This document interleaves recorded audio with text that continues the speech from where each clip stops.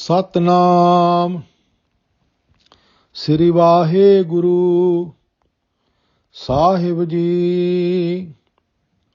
ਸਤਨਾਮ ਸ੍ਰੀ ਵਾਹਿਗੁਰੂ ਸਾਹਿਬ ਜੀ। ਸ਼ਲੋਕ ਮਹੱਲਾ ਪਹਿਲਾ। ਦਇਆ ਕਪਾਹ ਸੰਤੋਖ ਸੂਤ, ਜਤ ਗੰਢੀ ਸਤ ਵਟ। ਇਹੋ ਜਨੇਊ ਜੀ ਕਾ ਹੈਈ ਤਾਂ ਪਾਂਡੇ ਘਤ। ਨਾ ਇਹੋ ਟੁੱਟੈ ਨਾ ਮਲ ਲੱਗੈ, ਨਾ ਇਹੋ ਜਲੈ ਨਾ ਜਾਏ। ਧਨ ਸੁਮਾਨਸ ਨਾਨਕਾ ਜੋ ਗਲ ਚੱਲੇ ਪਾਏ। ਚੌਕੜ ਮੁੱਲ ਅਣਾਇਆ ਬਹਿ ਚੌਕੈ ਪਾਇਆ।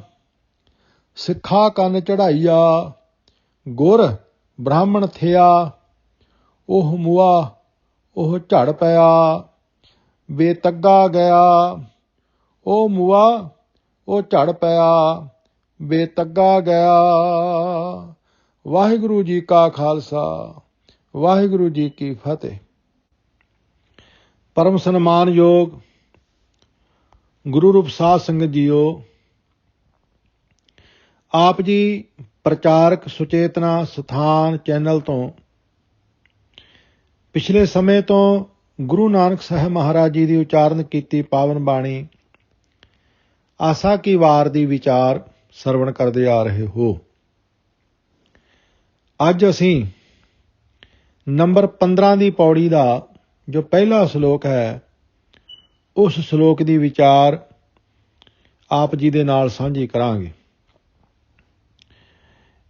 ਇਸ ਸ਼ਲੋਕ ਦੀ ਉਥਾਨਕਾ ਵਿਦਵਾਨ ਪੁਰਸ਼ਾਂ ਨੇ ਇਸ ਤਰ੍ਹਾਂ ਬੰਨੀ ਹੈ ਕਿ ਜਦੋਂ ਪਿਤਾ ਕਾਲੂ ਸਾਹਿਬ ਜੀ ਆਪਣੇ ਪੁੱਤਰ ਨਾਨਕ ਜੀ ਨੂੰ ਜਨੇਊ ਪਹਿਨਾਉਣ ਦੀ ਰਸਮ ਕਰਨ ਲੱਗੇ ਤਾਂ ਉਸ ਵੇਲੇ ਗੁਰੂ ਨਾਨਕ ਪਾਤਸ਼ਾਹ ਜੀ ਨੇ ਇਸ ਸ਼ਲੋਕ ਦੇ ਰਾਹੀਂ ਪੰਡਿਤ ਹਰਦਿਆਲ ਜੀ ਨੂੰ ਅਤੇ ਉਹਨਾਂ ਦੀ ਜੋ ਬ੍ਰਾਹਮਣ ਮੰਡਲੀ ਸੀ ਅਤੇ ਹੋਰ ਜੋ ਬਹੁਤ ਵੱਡਾ ਇਕੱਠ ਸੀ, ਉਹਨਾਂ ਸਾਰਿਆਂ ਨੂੰ ਇਸ ਸ਼ਲੋਕ ਦੇ ਰਾਹੀਂ ਸੱਚੇ ਅਤੇ ਝੂਠੇ ਜਨੇਊ ਦਾ ਗਿਆਨ ਕਰਵਾਇਆ। ਇਸ ਸ਼ਲੋਕ ਦੀ ਵਿਚਾਰ ਆਰੰਭ ਕਰਨ ਤੋਂ ਪਹਿਲੇ ਜਨੇਊ ਬਾਰੇ ਜਾਣਨਾ ਬਹੁਤ ਜ਼ਰੂਰੀ ਹੈ ਕਿ ਜਨੇਊ ਕੀ ਹੁੰਦਾ ਹੈ, ਕਿਵੇਂ ਬਣਦਾ ਹੈ, ਕਦੋਂ ਪਹਿਨਿਆ ਜਾਂਦਾ ਹੈ, ਕਿਵੇਂ ਪਹਿਨਿਆ ਜਾਂਦਾ ਹੈ। ਇਹ ਸਾਰੀ ਵਿਚਾਰ ਸਾਂਝੀ ਕਰਨੀ ਬਹੁਤ ਜ਼ਰੂਰੀ ਹੈ। ਇਹ ਵਿਚਾਰ ਅਸੀਂ ਕਰਾਂਗੇ ਭਾਈ ਕਾਹਨ ਸਿੰਘ ਜੀ ਨਾਭਾ ਦੇ ਲਿਖੇ ਹੋਏ ਮਹਾਨ ਕੋਸ਼ ਵਿੱਚੋਂ। ਤੁਸੀਂ ਆਪ ਖੁਦ ਵੀ ਜਨੇਊ ਸ਼ਬਦ ਕੱਢ ਕੇ ਉੱਥੋਂ ਪੜ੍ਹ ਸਕਦੇ ਹੋ, ਲੇਕਿਨ ਫਿਰ ਵੀ ਮੈਂ ਇੱਥੇ ਹੂਬਹੂ ਇੱਕ ਇੱਕ ਅੱਖਰ ਜੋ ਭਾਈ ਕਾਹਨ ਸਿੰਘ ਨਾਭਾ ਨੇ ਲਿਖਿਆ ਹੈ, ਮੈਂ ਆਪ ਜੀ ਨੂੰ ਸੁਣਾਉਂਦਾ ਹਾਂ। ਜਨੇਊ ਬਾਰੇ ਭਾਈ ਕਾਹਨ ਸਿੰਘ ਲਿਖਦੇ ਹਨ, ਸੰਗਿਆ ਯਗਿਓਪਵੀਤ ਜੰਨੂ ਬ੍ਰਹਮ ਸੂਤਰ ਸਤਵਿਣ ਸੰਜਮ ਜਤਵਿਣ ਕਾਹੀ ਜਨੇਊ। ਇਸ ਤੋਂ ਅੱਗੇ ਭਾਈ ਕਾਹਨ ਸਿੰਘ ਨਾਭਾ ਲਿਖਦੇ ਨੇ, ਹਿੰਦੂ ਮਤ ਦੇ ਸ਼ਾਸਤਰਾਂ ਵਿੱਚ ਜਨੇਊ ਬਣਾਉਣ ਦੀ ਵਿਧੀ ਇਉਂ ਹੈ, ਵੇਦ ਮੰਤਰ ਪੜ੍ਹ ਕੇ ਖੇਤ ਵਿੱਚੋਂ ਕਪਾਹ ਲੈਣੀ, ਉਸ ਦੀ ਰੂਹ ਹੱਥਾਂ ਨਾਲ ਕੱਢ ਕੇ ਖੂਹ ਦੀ ਮਣ ਉੱਤੇ ਬੈਠ ਕੇ ਲਾਟੂ ਫੇਰ ਕੇ ਸੂਤ ਕੱਤਣਾ। ਖੂਹ ਵਿੱਚ ਲਟਕਾਇਆ ਹੋਇਆ ਲਾਟੂ ਆਪਣੇ ਚੱਕਰ ਨਾਲ ਧਾਗੇ ਨੂੰ ਵੱਟ ਦਿੰਦਾ ਹੋਇਆ ਜਦ ਇਤਨਾ ਲੰਮਾ ਸੂਤ ਬਣਾ ਦੇਵੇ ਕਿ ਜਿਸ ਨਾਲ ਜਨੇਊ ਦਾ ਪ੍ਰਮਾਣ ਪੂਰਾ ਹੋ ਜਾਵੇ, ਤਦ ਉਸ ਧਾਗੇ ਨੂੰ ਤਿਹਰਾ ਕਰਕੇ ਇੱਕ ਡੋਰ ਵੱਟਣੀ। ਇਹਨਾਂ ਤਿਹਰੀ 3 ਡੋਰਾਂ ਦਾ ਇੱਕ ਅਗਰ ਹੁੰਦਾ ਹੈ, 2 ਅਗਰਾਂ ਦਾ ਇੱਕ ਜਨੇਊ ਬਣਦਾ ਹੈ ਜੋ ਦਿੱਜਾਂ ਦੇ ਪਹਿਨਣ ਯੋਗ ਹੁੰਦਾ ਹੈ। ਦਿੱਜ ਤੋਂ ਭਾਵ ਹੁੰਦਾ ਹੈ ਬ੍ਰਾਹਮਣਾਂ ਦੇ। ਇਹ ਖੱਬੇ ਮੋਢੇ ਤੋਂ ਪਹਿਨ ਕੇ ਸੱਜੀ ਵੱਖੀ ਵੱਲ ਲਟਕਾਇਆ ਜਾਂਦਾ ਹੈ। ਪਿੱਤਰ ਕਰਮ ਕਰਨ ਵੇਲੇ ਸੱਜੇ ਮੋਢੇ ਤੇ ਪਹਿਨੀਦਾ ਹੈ। ਮਨੂ ਦੇ ਮਤ ਅਨੁਸਾਰ ਬ੍ਰਾਹਮਣ ਦਾ ਜਨੇਊ ਕਪਾਸ ਦਾ, ਖੱਤਰੀ ਦਾ ਸਣ ਦਾ ਅਤੇ ਵੈਸ਼ਯ ਦਾ ਮੀਂਢੇ ਦੀ ਉੱਨ ਦਾ ਹੋਣਾ ਚਾਹੀਦਾ।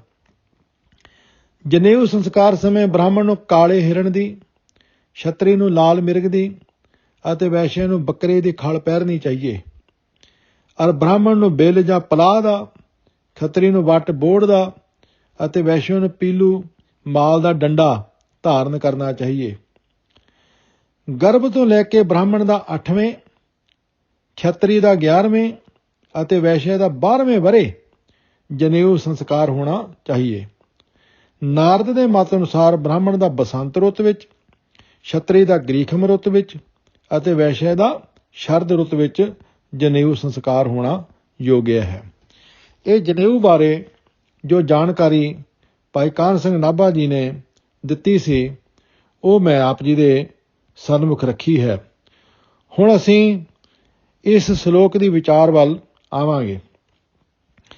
ਅਸਲ ਦੇ ਵਿੱਚ ਜਨੇਊ ਦਾ ਜੇ ਅਸੀਂ ਸਿੱਧਾ ਜਿਹਾ ਅਰਥ ਕਰੀਏ ਤਾਂ ਇਹਦਾ ਅਰਥ ਹੈ ਇੱਕ ਧਾਰਮਿਕ ਚਿੰਨ੍ਹ। ਹਰ ਧਰਮ ਦੇ ਧਾਰਮਿਕ ਚਿੰਨ੍ਹ ਹੁੰਦੇ ਨੇ ਜਿੱਥੋਂ ਇਹ ਪਤਾ ਲੱਗਦਾ ਕਿ ਇਹ ਇਸ ਧਰਮ ਦੇ ਨਾਲ ਸੰਬੰਧਿਤ ਹੈ। ਇਸਲਾਮ ਦੇ ਆਪਣੇ ਨੇ, ਯੋਗੀਆਂ ਦੇ ਆਪਣੇ ਨੇ ਔਰ ਸਨਾਤਨ ਮਤ ਵਾਲੇ ਹਿੰਦੂ ਧਰਮ ਦੇ ਆਪਣੇ ਧਾਰਮਿਕ ਚਿੰਨ੍ਹ ਨੇ। ਸਾਡੇ ਸਿੱਖ ਪੰਥ ਦੇ ਆਪਣੇ ਧਾਰਮਿਕ ਚਿੰਨ੍ਹ ਨੇ। ਲੇਕਿਨ ਧਾਰਮਿਕ ਚਿੰਨ੍ਹ ਹੋਣੇ ਬਹੁਤ ਚੰਗੀ ਗੱਲ ਹੈ, ਕੋਈ ਮਾੜੀ ਗੱਲ ਨਹੀਂ ਹੈ। ਪਰ ਧਾਰਮਿਕ ਚਿੰਨ੍ਹ ਨਿਰਾਰਥਕ ਨਹੀਂ ਹੋਣੇ ਚਾਹੀਦੇ, ਸਾਰਥਕ ਹੋਣੇ ਚਾਹੀਦੇ ਹਨ। ਭਾਵ ਜਿਸ ਤਰ੍ਹਾਂ ਕਿਸੇ ਬੰਦੇ ਨੇ ਗੁੱਟ ਉੱਤੇ ਘੜੀ ਸੋਨੇ ਦੀ ਬੰਨੀ ਹੋਵੇ ਪਰ ਟਾਈਮ ਦਾ ਪਾਬੰਦ ਨਾ ਹੋਵੇ ਤਾਂ ਉਸ ਦੀ ਉਹ ਘੜੀ ਨਿਰਾਰਥਕ ਹੈ। ਜੇ ਉਹ ਟਾਈਮ ਦਾ ਪਾਬੰਦ ਨਹੀਂ, ਸਮੇਂ ਨਾਲ ਉੱਠਦਾ ਨਹੀਂ, ਸਮੇਂ ਨਾਲ ਸੌਂਦਾ ਨਹੀਂ, ਸਮੇਂ ਨਾਲ ਖਾਂਦਾ ਨਹੀਂ, ਸਮੇਂ ਨਾਲ ਆਪਣਾ ਕੰਮ ਕਾਜ ਨਹੀਂ ਕਰਦਾ, ਤਾਂ ਉਹਦੇ ਗੁੱਟ ਤੇ ਬੰਨੀ ਹੋਈ ਸੋਨੇ ਦੀ ਘੜੀ, ਹੀਰਿਆਂ ਮੋਤੀਆਂ ਨਾਲ ਜੜੀ ਹੋਈ ਘੜੀ ਨਿਰਾਰਥਕ ਹੈ। ਲੇਕਿਨ ਇੱਕ ਬੰਦਾ ਘੜੀ ਉਸਨੇ ਵੀ ਬੰਨੀ ਹੋਈ ਹੈ, ਬੜੀ ਸਸਤੀ ਜਿਹੀ ਘੜੀ ਬੰਨੀ ਹੋਈ ਹੈ, ਬਹੁਤ ਹੀ ਹਲਕੇ ਪੱਧਰ ਦੀ ਘੜੀ ਬੰਨੀ ਹੋਈ ਹੈ, ਲੇਕਿਨ ਸਮੇਂ ਦਾ ਬੜਾ ਪਾਬੰਦ ਹੈ। ਸਮੇਂ ਨਾਲ ਉੱਠਦਾ, ਸਮੇਂ ਨਾਲ ਖਾਂਦਾ, ਸਮੇਂ ਨਾਲ ਪਹਿਨਦਾ, ਸਮੇਂ ਨਾਲ ਕੰਮ ਕਾਜ ਕਰਦਾ, ਸਮੇਂ ਦਾ ਪਾਬੰਦ ਹੈ। ਉਹਦੀ ਬਿਲਕੁਲ ਹਲਕੇ ਪੱਧਰ ਦੀ ਘੜੀ ਵੀ ਸਾਰਥਕ ਹੈ। ਲੇਕਿਨ ਇੱਕ ਜੋ ਸਮੇਂ ਦਾ ਪਾਬੰਦ ਨਹੀਂ, ਉਹਦੀ ਹੀਰੇ ਮੋਤੀ ਜੜੀਆਂ ਸੋਨੇ ਦੀ ਘੜੀ ਵੀ ਨਿਰਾਰਥਕ ਹੈ, ਮਹਿੰਗੀ ਤੋਂ ਮਹਿੰਗੀ ਘੜੀ ਵੀ ਨਿਰਾਰਥਕ ਹੈ। ਇਸੇ ਤਰ੍ਹਾਂ ਧਾਰਮਿਕ ਪੁਰਸ਼ ਦੇ ਅੰਦਰ ਜੇ ਗੁਣ ਨਹੀਂ ਹਨ ਤਾਂ ਉਹਦੇ ਧਾਰਮਿਕ ਚਿੰਨ੍ਹ ਬਿਲਕੁਲ ਨਿਰਾਰਥਕ ਹਨ, ਉਹਨਾਂ ਦਾ ਕੋਈ ਅਰਥ ਨਹੀਂ ਹੈ। ਇਸ ਲਈ ਸਭ ਤੋਂ ਪਹਿਲਾਂ ਸਾਨੂੰ ਆਪਣੇ ਅੰਦਰ ਗੁਣਾਂ ਦੇ ਧਾਰਨੀ ਹੋਣਾ ਬੜਾ ਜ਼ਰੂਰੀ ਹੈ। ਗੁਰੂ ਨਾਨਕ ਪਾਤਸ਼ਾਹ ਜੀ ਨੇ ਗੁਣਾਨਾਤਮਿਕ ਜੀਵਨ ਨੂੰ ਹੀ ਧਰਮੀ ਜੀਵਨ ਮੰਨਿਆ ਹੈ। ਜਿਸ ਜੀਵਨ ਵਿੱਚ ਗੁਣ ਨਹੀਂ ਹਨ, ਗੁਰੂ ਨਾਨਕ ਸਾਹਿਬ ਜੀ ਨੇ ਉਸ ਨੂੰ ਧਰਮੀ ਨਹੀਂ ਮੰਨਿਆ। ਉਦਾਹਰਨ ਦੇ ਤੌਰ ਤੇ ਸਨਾਤਨ ਮਤ ਵਾਲੇ ਜੋ ਸਾਡੇ ਹਿੰਦੂ ਵੀਰ ਹਨ ਜਾਂ ਜੋ ਹਿੰਦੂ ਧਰਮ ਹੈ, ਉਹਦੇ ਕੀ ਧਾਰਮਿਕ ਚਿੰਨ੍ਹ ਹਨ? ਵਰਤ ਰੱਖਦੇ ਨੇ, ਤੀਰਥ ਯਾਤਰਾ ਕਰਦੇ ਨੇ, ਇਸ਼ਨਾਨ ਕਰਦੇ ਨੇ, ਦੇਵਤਿਆਂ ਦੀ ਪੂਜਾ ਕਰਦੇ ਨੇ, ਆਪਣੇ ਹੱਥ ਵਿੱਚ ਮਾਲਾ ਰੱਖਦੇ ਨੇ ਔਰ ਧੋਤੀ ਪਹਿਨਦੇ ਨੇ, ਚੌਂਕਾ ਸੁੱਚਾ ਰੱਖਦੇ ਨੇ, ਤਿਲਕ ਲਾਉਂਦੇ ਨੇ ਇਤਿਆਦਿਕ। ਗੁਰੂ ਨਾਨਕ ਪਾਤਸ਼ਾਹ ਜੀ ਕਹਿੰਦੇ ਨੇ ਬੜੀ ਚੰਗੀ ਗੱਲ ਹੈ, ਪਰ ਇਹ ਸਾਰਾ ਕੁਝ ਤੁਹਾਡੇ ਅੰਦਰ ਵੀ ਹੋਣਾ ਚਾਹੀਦਾ ਹੈ। ਗੁਰੂ ਨਾਨਕ ਸਾਹਿਬ ਜੀ ਦਾ ਸ਼ਲੋਕ ਹੈ, ਸੱਚ ਵਰਤ ਸੰਤੋਖ ਤੀਰਥ ਗਿਆਨ ਧਿਆਨ ਇਸ਼ਨਾਨ, ਦਇਆ ਦੇਵਤਾ ਖਿਮਾ ਜਪ ਮਾਲੀ ਤੇ ਮਾਨਸ ਪ੍ਰਦਾਨ, ਜੁਗਤ ਧੋਤੀ ਸੁਰਤ ਚੌਂਕਾ ਤਿਲਕ ਕਰਨੀ ਹੋਏ, ਭਾਓ ਭੋਜਨ ਨਾਨਕਾ ਵਿਰਲਾ ਤਾਂ ਕੋਈ ਕੋਏ। ਭਾਵ ਗੁਰੂ ਨਾਨਕ ਪਾਤਸ਼ਾਹ ਜੀ ਸਮਝਾਉਂਦੇ ਨੇ, ਹੇ ਹਿੰਦੂ ਵੀਰ, ਤੂੰ ਸੱਚ ਨੂੰ ਹੀ ਵਰਤ ਬਣਾ, ਸੰਤੋਖ ਨੂੰ ਹੀ ਤੀਰਥ ਬਣਾ, ਗਿਆਨ ਧਿਆਨ ਹੀ ਇਸ਼ਨਾਨ ਬਣਾ। ਤੇਰੇ ਵਾਸਤੇ ਦਇਆ ਹੀ ਦੇਵਤਾ ਹੋਵੇ ਅਤੇ ਖਿਮਾ ਵਾਲਾ ਗੁਣ ਤੇਰੇ ਵਾਸਤੇ ਮਾਲਾ ਹੋਵੇ। ਤੂੰ ਪਰਮੇਸ਼ਰ ਨਾਲ ਜੁੜਨ ਦੀ ਜੋ ਜੁਗਤ ਹੈ ਇਹੀ ਧੋਤੀ ਬਣਾ, ਉਹਦੇ ਨਾਲ ਜੋ ਸੁਰਤ ਜੋੜਨੀ ਹੈ ਬਸ ਇਹੀ ਚੌਂਕਾ ਬਣਾ, ਤੇਰੀ ਜੋ ਕਰਨੀ ਹੈ ਬਸ ਇਹੀ ਤਿਲਕ ਹੋਵੇ, ਸਭ ਨਾਲ ਪਿਆਰ ਕਰਨਾ ਇਹੀ ਤੇਰਾ ਭੋਜਨ ਹੋਵੇ। ਭਾਵ ਕਿ ਚੰਗੇ ਗੁਣਾਂ ਦਾ ਧਾਰਨੀ ਬਣਨਾ ਹੀ ਇੱਕ ਸੱਚਾ ਹਿੰਦੂ ਹੋ ਸਕਦਾ ਹੈ।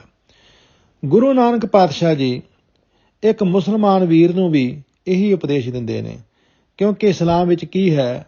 ਮਸੀਤ ਹੈ, ਮੁਸੱਲਾ ਹੈ, ਕੁਰਾਨ ਹੈ ਔਰ ਸੁਨਨਤ ਹੈ, ਰੋਜ਼ਾ ਹੈ, फिर काबा है, पीर है, कलमा है, तशबी है। तो गुरु नानक पातशाह जी कहते ने मेहर मसीत, सिदक मुसल्ला, हक हलाल कुरान, शर्म सुन्नत, सील रोजा, हो मुसलमान। करणी काबा, सच पीर, कलमा करम निवाज, तसबी साह तिस भाव सी, नानक रखै लाज। सो इसे तरह गुरु नानक पातशाह जी ਜੋਗੀ ਨੂੰ ਸਮਝਾਉਂਦੇ ਨੇ। ਜੋਗੀ ਕੋਲ ਕੀ ਹੈ? ਮੁੰਦਰਾਂ ਨੇ, ਉਹਦੇ ਕੋਲ ਇੱਕ ਝੋਲੀ ਹੈ, ਉਹਦੇ ਕੋਲ ਵਿਭੂਤੀ ਹੈ, ਉਹਨੇ ਗਲ ਦੇ ਵਿੱਚ ਇੱਕ ਖਪਣੀ ਪਹਿਨੀ ਹੋਈ ਹੈ, ਇੱਕ ਡੰਡਾ ਰੱਖਦਾ ਹੈ। ਸੋ ਗੁਰੂ ਨਾਨਕ ਪਾਤਸ਼ਾਹ ਜੀ ਸਮਝਾਉਂਦੇ ਨੇ ਮੁੰਦਾਂ ਸੰਤੋਖ, ਸ਼ਰਮ ਪਤ ਝੋਲੀ, ਧਿਆਨ ਕੀ ਕਰਹਿ ਵਿਭੂਤ, ਖਿੰਥਾ ਕਾਲ ਕੁਆਰੀ ਕਾਇਆ, ਜੁਗਤ ਡੰਡਾ ਪ੍ਰਤੀਤ, ਆਈ ਪੰਥੀ ਸਗਲ ਜਮਾਤੀ, ਮਨ ਜੀਤੈ ਜਗ ਜੀਤ, ਆਦੇਸ਼ ਤਿਸੈ ਆਦੇਸ਼, ਆਦ ਅਨੀਲ ਅਨਾਦ ਅਨਾਹਤ, ਜੁਗ ਜੁਗ ਏਕੋ ਵੇਸ। ਇਹ 4 ਪੌੜੀਆਂ ਨੇ ਗੁਰੂ ਨਾਨਕ ਪਾਤਸ਼ਾਹ ਜੀ ਦੀਆਂ ਜਪਜੀ ਸਾਹਿਬ ਦੇ ਵਿੱਚ। ਆਪ ਜੀ ਉੱਥੋਂ ਵੀ ਚੰਗੀ ਤਰ੍ਹਾਂ ਇਸ ਦੀ ਵਿਚਾਰ ਸਮਝ ਸਕਦੇ ਹੋ। ਸੋ ਗੁਣਾਨਾਤਮਿਕ ਜੀਵਨ ਹੋਣਾ ਸਹੀ ਅਰਥਾਂ ਦੇ ਵਿੱਚ ਉਹੀ ਜੀਵਨ ਧਰਮੀ ਜੀਵਨ ਹੈ। ਜਿਸ ਜੀਵਨ ਦੇ ਵਿੱਚ ਗੁਣ ਨਹੀਂ ਹਨ, ਉਹ ਗੁਣਾਂ ਤੋਂ ਹੀਣਾ ਜੀਵਨ ਧਰਮੀ ਜੀਵਨ ਨਹੀਂ ਹੋ ਸਕਦਾ। ਇਸ ਲਈ ਸਾਡੇ ਧਾਰਮਿਕ ਚਿੰਨ੍ਹ ਤਾਂ ਹੀ ਸਾਰਥਕ ਹਨ ਜੇ ਅਸੀਂ ਗੁਣਾਂ ਵਾਲਾ ਜੀਵਨ ਜਿਉਂਦੇ ਹਾਂ। ਸਾਡੇ ਜੀਵਨ ਵਿੱਚ ਚੰਗੇ ਗੁਣ ਹਨ, ਉਹ ਦੈਵੀ ਗੁਣ ਹਨ। ਸੋ ਗੁਰੂ ਨਾਨਕ ਪਾਤਸ਼ਾਹ ਜੀ ਨੇ ਪੰਡਤ ਹਰਦਿਆਲ ਜੀ ਨੂੰ ਉਪਦੇਸ਼ ਦਿੱਤਾ। ਕਹਿਣ ਲੱਗੇ, ਪੰਡਿਤ ਜੀ, ਇਹ ਜਿਹੜਾ ਤੁਸੀਂ ਜਨੇਊ ਪਹਿਨਾਉਣ ਲੱਗੇ ਹੋ, ਇਹ ਤੇ ਝੂਠਾ ਜਨੇਊ ਹੈ। ਮੈਂ ਸੱਚਾ ਜਨੇਊ ਪਹਿਨਿਆ ਹੋਇਆ ਹੈ। ਮੇਰੀ ਜਿੰਦ ਦਾ ਜੋ ਜਨੇਊ ਹੈ, ਮੇਰੇ ਨਾਲ ਨਿਭਣ ਵਾਲਾ ਜੋ ਜਨੇਊ ਹੈ, ਜਿਹੜਾ ਕਦੇ ਵੀ ਮੇਰਾ ਸਾਥ ਨਹੀਂ ਛੱਡਦਾ, ਉਹ ਜਨੇਊ ਮੈਂ ਪਹਿਨਿਆ ਹੋਇਆ ਹੈ। ਸੋ ਪੰਡਤ ਹਰਦਿਆਲ ਜੀ ਨੇ ਪੁੱਛਿਆ ਕਿ ਨਾਨਕ ਜੀਓ, ਉਹ ਕਿਹੜਾ ਜਨੇਊ ਹੈ? ਮੈਨੂੰ ਵੀ ਦੱਸੋ ਤਾਂ ਕਿ ਮੈਂ ਵੀ ਧਾਰਨ ਕਰਾਂ।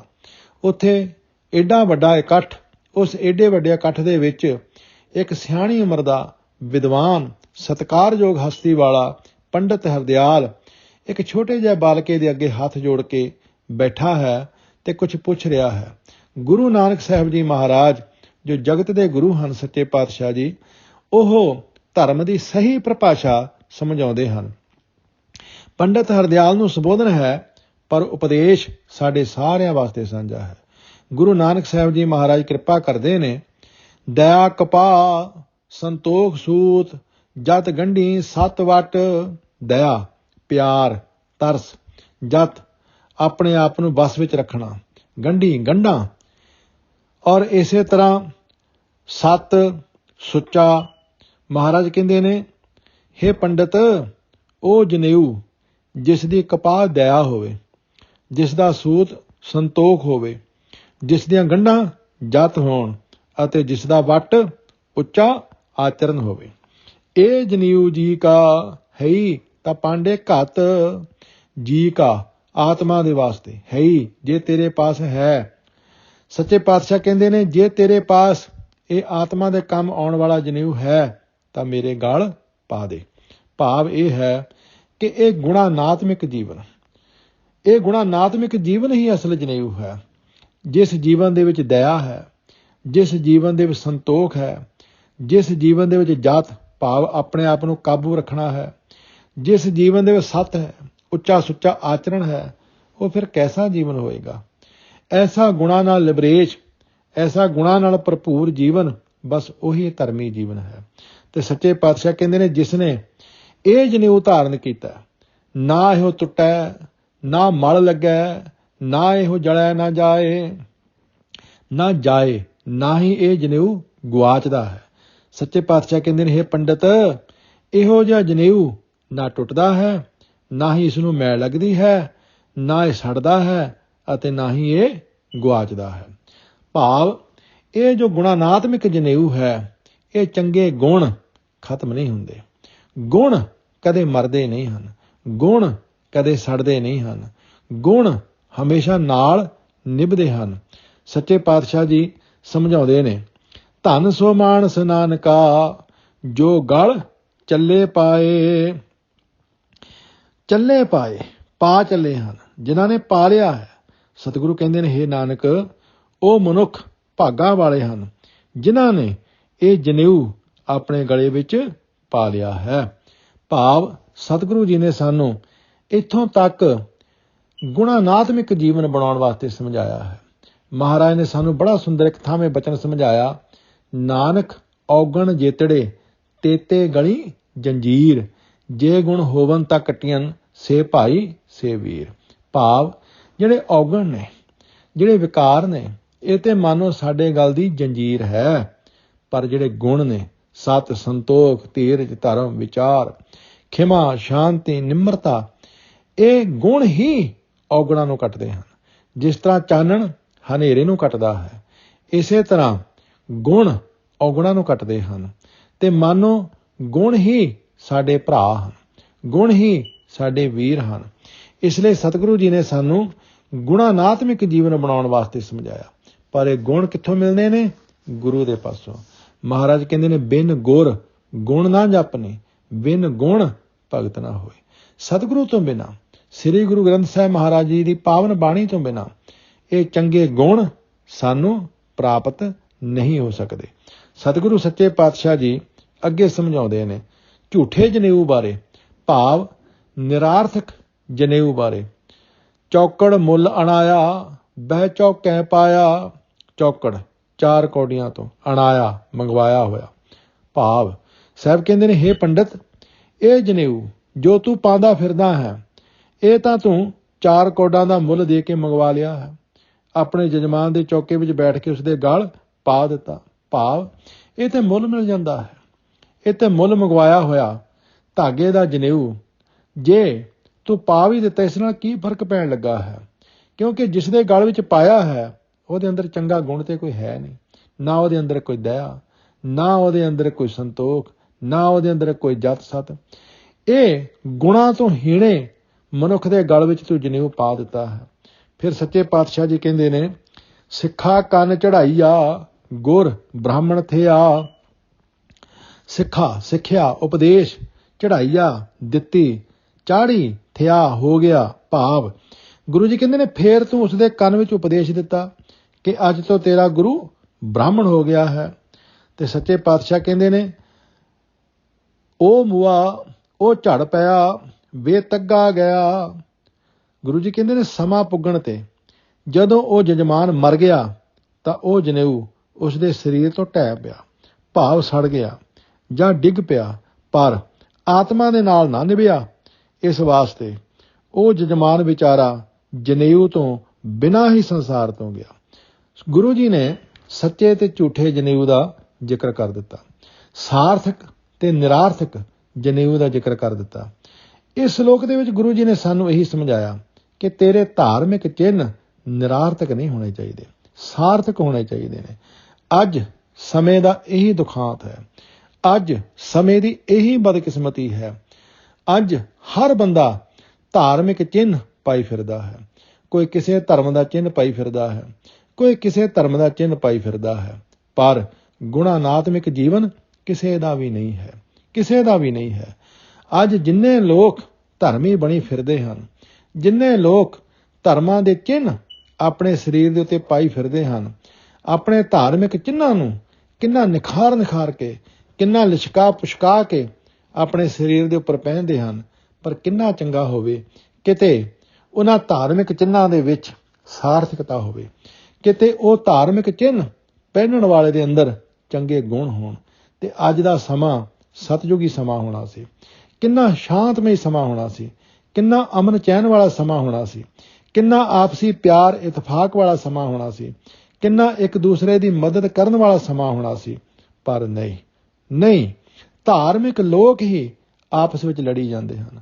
ਧਾਰਮਿਕ ਲੋਕ ਹੀ ਇਸ ਸੰਸਾਰ ਦੇ ਵਿੱਚ ਉਪੱਦਰ ਖੜਾ ਕਰੀ ਬੈਠੇ ਹਨ। ਜਿਹੜੇ ਆਪਣੇ ਆਪ ਨੂੰ ਧਰਮੀ ਕਹਾਉਂਦੇ ਨੇ, ਨਾ ਆਪ ਸ਼ਾਂਤ, ਨਾ ਦੂਸਰਿਆਂ ਨੂੰ ਸ਼ਾਂਤ ਰਹਿਣ ਦਿੰਦੇ ਨੇ। ਇਸ ਲਈ ਕਿਉਂਕਿ ਉਹਨਾਂ ਦੇ ਧਾਰਮਿਕ ਚਿੰਨ੍ਹ ਨਿਰਾਰਥਕ ਹਨ, ਸਾਰਥਕ ਨਹੀਂ ਹਨ। ਇਸ ਲਈ ਧਾਰਮਿਕ ਚਿੰਨ੍ਹ ਜਦੋਂ ਸਾਡੇ ਸਾਰਥਕ ਬਣ ਗਏ, ਬਸ ਉਦੋਂ ਸਾਰੇ ਪਾਸੇ ਸ਼ਾਂਤੀ ਹੀ ਸ਼ਾਂਤੀ ਵਰਤ ਜਾਣੀ ਹੈ। ਉਸ ਵੇਲੇ ਸਾਰੇ ਪਾਸੇ ਆਨੰਦ ਹੀ ਆਨੰਦ ਵਰਤ ਜਾਣਾ ਹੈ। ਸਤਿਗੁਰੂ ਸੱਚੇ ਪਾਤਸ਼ਾਹ ਜੀ ਨੇ ਸਾਨੂੰ ਬਾਣੀ ਵਿੱਚ ਬੜਾ ਸੁੰਦਰ ਬਚਨ ਬਖਸ਼ਿਸ਼ ਕਰਕੇ ਸਮਝਾਇਆ ਹੈ। ਸੱਚੇ ਪਾਤਸ਼ਾਹ ਜੀ ਕਹਿੰਦੇ ਹਨ, ਜਦੋਂ ਸਾਰੇ ਪਾਸੇ ਹਲੇਮੀ ਰਾਜ ਹੋ ਜਾਏਗਾ ਜਦੋਂ ਕੋਈ ਕਿਸੇ ਨੂੰ ਦੁਖੀ ਨਹੀਂ ਕਰੇਗਾ, ਜਦੋਂ ਕੋਈ ਕਿਸੇ ਨੂੰ ਪਰੇਸ਼ਾਨ ਨਹੀਂ ਕਰੇਗਾ ਤੇ ਬਸ ਉਹੀ ਹਲੇਮੀ ਰਾਜ ਹੋਏਗਾ।